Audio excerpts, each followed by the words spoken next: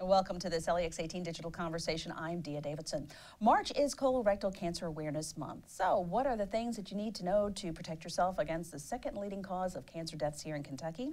Joining me to talk now is Dr. Jennifer Ray of Colorectal Surgery and Gastroenterology Associates. Welcome. That's a mouthful. Thank you. Yes, Dia, thanks so much for having me today. Oh, thank you so much for what you do, because second leading cause of death here in cancer death here in Kentucky, that's kind of a mind-boggling number. Yes, it is. And I'm here with a message of hope, however. The screening program for colon cancer, specifically with colonoscopy, over the last 25 years is demonstrating decreased incidence of cancer deaths by 30%, decreased incidence in actual cancers themselves by 30%. So it's still the second leading cause of cancer deaths in Kentucky, in the U.S., and 1 in 3 people who are indicated for screening are still not getting screened. So even though we've made such great progress, we still have a long way to go. So what are some of the markers that we would need to be aware of? Is it genetic predisposition for it? Is it diet? Is it lifestyle? What are sort of the things that are the red flags that should make people sort of sit up and say, this is something I need to take care of? Sure. You hit on some high points for sure. Everyone at some point is going to be indicated for colon cancer screening. So it's 50 for the general population with no family history and no increased genetic risk that they know of, and no symptoms. So if patients have family members that are affected by colon cancer, earlier screening is indicated, and that's a discussion to have with their provider, their primary provider, to talk more about when they should start screening. Typically it's 10 years before the diagnosis of a family member who's been affected by cancer, but not just cancer, precancerous polyps. So it really takes a good communication with the family members to know, have they had cancer, but also have they had precancerous polyps, because that indicates earlier screening. Well, now we talked a little bit about sort of the ways that we can go about doing it, and I was telling you about Kentucky Cancer Link and how they offer the at-home sort of testing. Is that something that people should try, or do we need to really just kind of bite the bullet and go ahead and do a colonoscopy? Sure. The colonoscopy remains the gold standard exam. We have the longest follow-up for colonoscopy, and we know that it saves lives. The stool test, we don't have as much data, but we know that they are indicated as a screening exam. And certainly, if patients are high risk for procedures, or if they are unwilling to undergo a colonoscopy for whatever reason, then certainly this is a good screening exam to consider. It's not only to do the test, but to talk to their primary provider about the results as well. Indeed, and if people are interested, the Kentucky Cancer Link will be out at Fayette Mall on March 15th and 16th with a display and more information for that. Okay, so let's talk a little bit about the actual procedures themselves. Sure. Virtual colonoscopy versus traditional, pros and cons. Sure. Well, the bowel prep is typically what we hear is the worst part for everyone. Right. We say that it's awful. The bowel prep almost killed me, Dr. Ray, but I say, no, no, no. Colon cancer kills you, not the prep. Right. But there are lots of good options for bowel preps, which is great news to talk about the scheduler who you're getting your information and instructions from for your procedure. But you don't get out of the bowel prep for the virtual exams. Right. So the virtual colonoscopies exist, and they typically are used more for patients who, for whatever reason, the colonoscopy cannot be completed. Right. Of difficult anatomy or different things, but you don't get out of the prep, and if there's something found during the virtual exam, you still have to come back for another procedure, the colonoscopy procedure, to address any abnormalities that were found on the exam. So we would love it if that was going to be the answer, but we're not quite there yet. Okay, so the prep, that is, of course, the liquid that you have to drink in order to clean out the colon and make it as clean as possible. So when we are going in to have the colonoscopy, of course, we're given medications to help us not know anything about what's happening.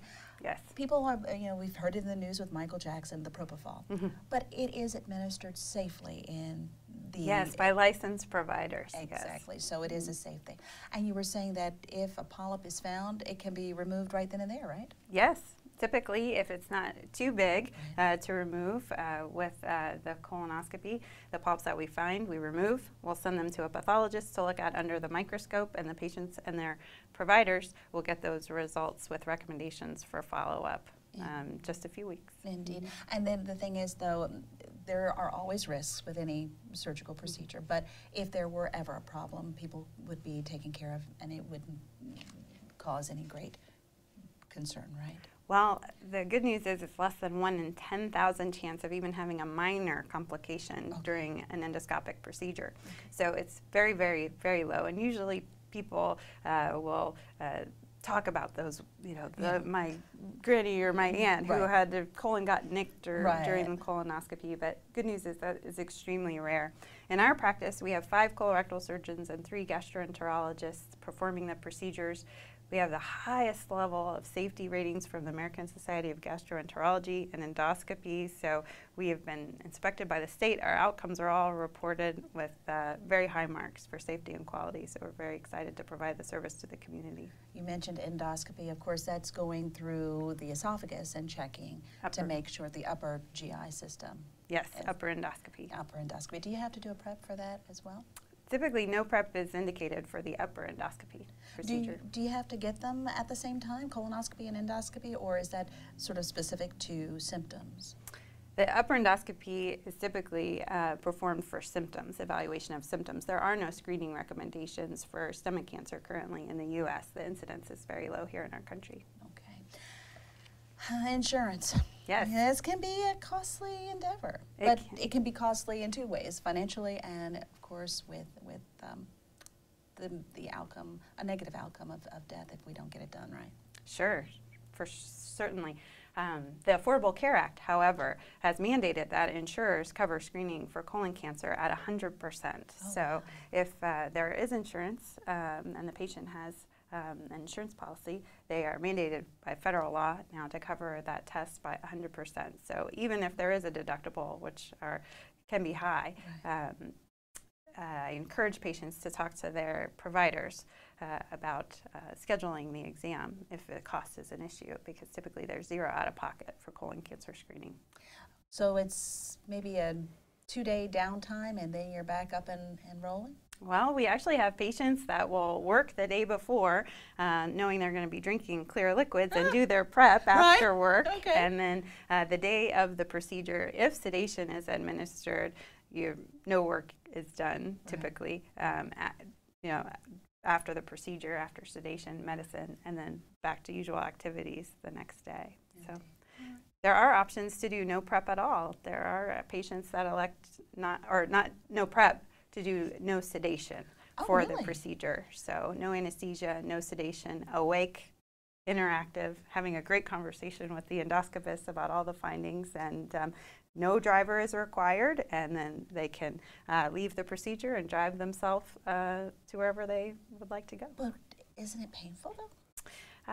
Typically, there is some cramping involved. We administer CO2 gas, so we can completely open up the colon to see the entire lining of it. But there are a lot of patients that can tolerate the gassy cramping feeling, and it's not severe, and they elect to do it in the future as well for follow-up exams. So it can be done. Wow, I didn't realize that. I thought it was something that you had to kind of go to sleep and forget that it ever happened and wake up and not even remember anything. Most patients would prefer that method. Yeah. I remember my husband had one done, and the doctor said, "This is the time you can ask him anything because he'll not remember what you're asking." So, but other than that, doctor, are there any things that you would encourage people who are afraid or who are sort of approaching 50, and it's kind of one of those things that they're saying, "I'm afraid to do"? What are what encouragement would you give people? Well, certainly the incidence of colon cancer being as high as it is, and the safety of the procedure being as low as it is, should be very reassuring. And there is a very high incidence here in Kentucky.